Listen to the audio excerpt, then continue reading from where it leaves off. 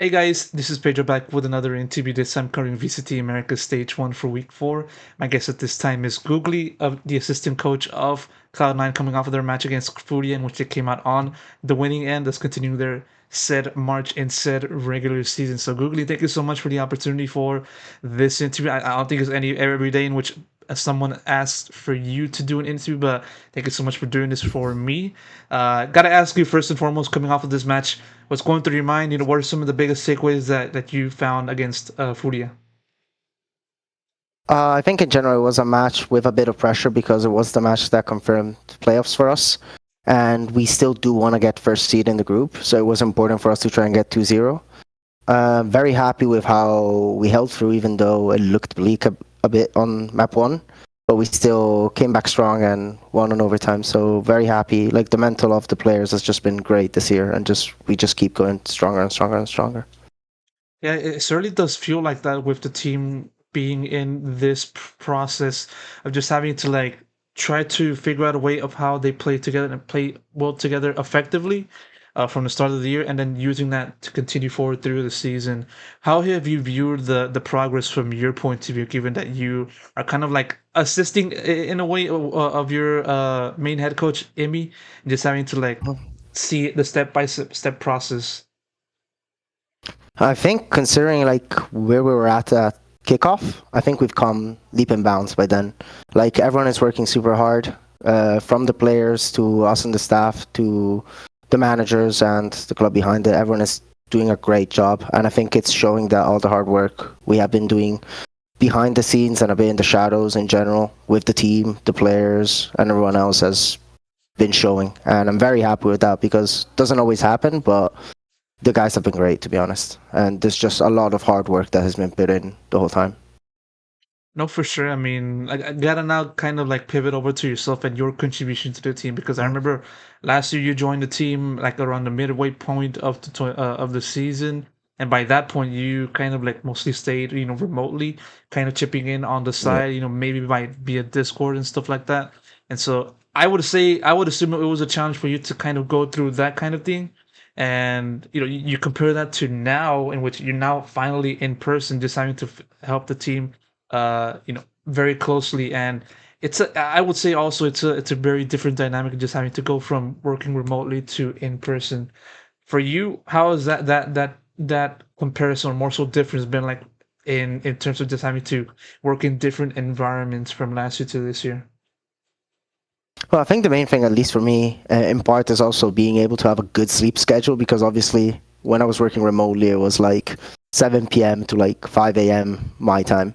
But the best part of being like in person is being able to see what happens straight after the practices, the games, being able to speak to the players one on one and not through Discord. Yes, I would still be able to do my job, but it's obviously a lot easier in a sort of sense while I'm here rather than remote.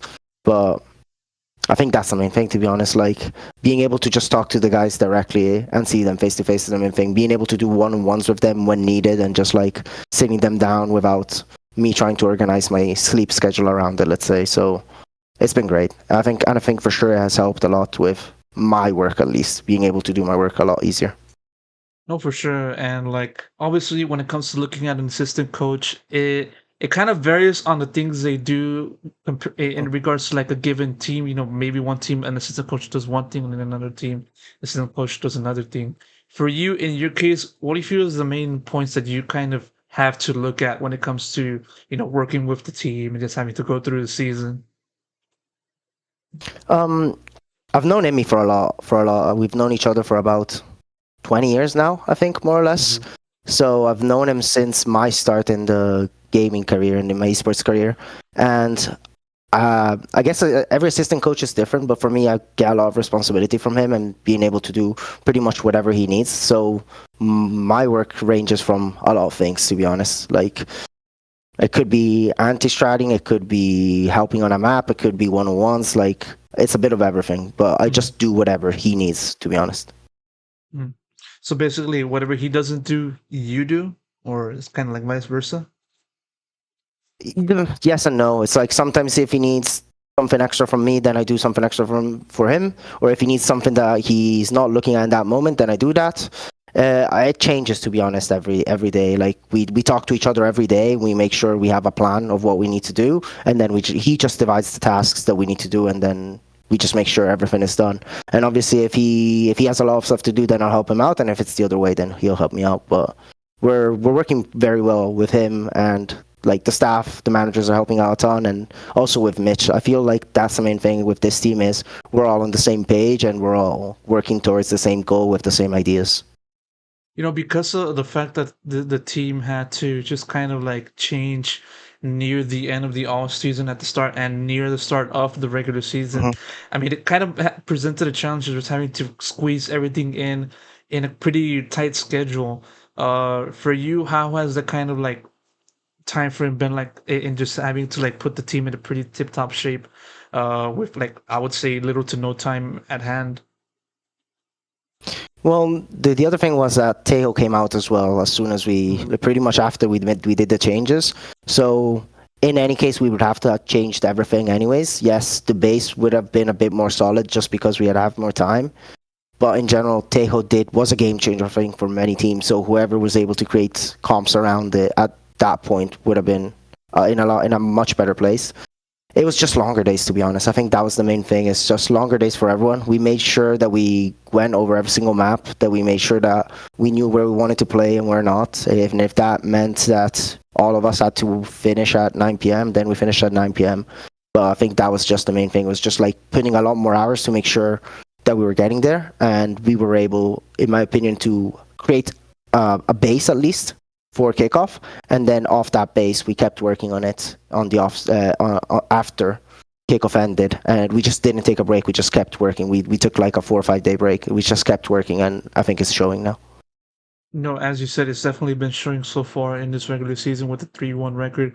Pretty good, I would say, for this team, despite all the circumstances surrounding you guys. And so I kind of want to pivot back over one thing that you kind of mentioned, the sleep Mhm. schedule. Like, I kind of want to ask you, like, what was that kind of time like for you? Last year, just having to like, just basically flip your schedule upside down because you had to cover a team in the Americas. How crazy was it for you back then? Initially, it was a bit hard just because you're going from maybe waking up at 9 a.m. and now it's a bit hard because you're ending at 4 or 5 a.m. depending on the day. So initially it was a bit crazy, but once you get used to it, it gets a bit easier, to be honest. In general, um, in the long run, I don't know what ever happened, but it's just nicer to just be in person and being able to like talk to the guys face to face. And I think for me, that's the most important thing. I could still do my job remote, but there's so much more I can do from here. So I'm very happy to be able to be here, and even just seeing the emotions of the people. Sometimes there's a lot to it, and being able to like see when you can talk to someone and when you can't talk to someone. On Discord, I cannot see that. So it's definitely something that has helped me a ton, and I hope it has helped the team as well. No, for sure, those kinds of intricacies that happen within the team kind of helps one to recognize what a player does or doesn't do, and it really helps Mhm. to just kind of build that camaraderie to like put that into use also into the actual matches itself. And it's like for sure. And like you kind of mentioned also like your pastime in your career working with Amy in the past and having to like do this for maybe 2 decades, a pretty long time, I would say. Uh, what has been the most difficult aspect you kind of had to navigate in terms of just having to go through this long journey to get to where you are? I think the main thing is I'm Italian, so like the scene is not as big in Italy, or not seen as big. So there's always complex situation there where people think we're not as good and stuff like that. But it was difficult to start because I thought I had to tiptoe my way into the team and see if they would listen to me or not. But the Mhm. reality is, even the team of last year, everyone was great. Everyone's been listening from the start. Everyone's been open to all my suggestions. Maybe they're a bit crazy sometimes. I do have some crazy suggestions sometimes, but they've been open to try stuff out. And I think that for me is the most important thing. As long as people trust in what we're doing, and it has been the case for the past 2 years, or well, 1 year and a half I've been here pretty much, then I'm happy. I'm happy to be here. I'm happy to be able to do the best I can and show, and I want to win a championship, and that's what we're trying to get here. No, for sure, and for sure, you guys are definitely on the path on that. I mean, I'm gonna hit you with the statistics just now. I Hmm. mean, up to my knowledge, I believe you're the only Italian to be in VCT for Tier One. Like, not even looking at Correct. America's, just the entire all four international leagues. I mean, do you have kind of have those kind of thoughts of like, damn, man, am I really representing like Italy? You know, in terms of this kind of stage? In part, but in reality is I just want to do the best I can, whatever country I'm from. I'm very happy, and I hope I can represent everyone as much as I can. But in general, it's just like my objective is to win a championship, and I'm here to win a championship. And to be honest, that's all that matters to me. And I'm gonna work as much as needed, and I'm sure the guys in the team and the staff behind it is doing the same because that is our objective.